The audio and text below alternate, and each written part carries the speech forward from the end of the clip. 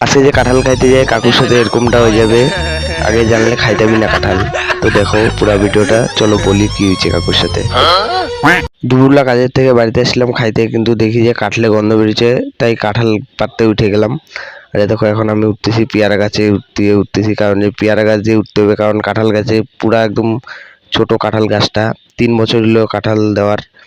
এই যে আজকে এই বছরের প্রথম কাঁঠাল, আর এখানে আমি পাইলেনি কাঁঠালটা, এই যে হাতে দিয়ে দিলাম কাউকে হাতে দিয়ে আমিও এখানে নাইমে গেলাম। কাকুর হাতে तो साला बहुत नीच आदमी रहे।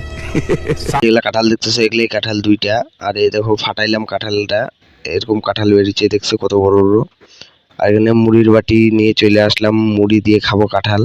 আর কাকু লবণ ছিটায় দিচ্ছে, আর এই যে মুড়িতে চুপায় নিলাম, চুপায় খাচ্ছি এখন। সেই টেস্ট ছিল কাঁঠালটা। আর এদিকে কাকুও খাচ্ছে। আর এখানে দেখো কাকু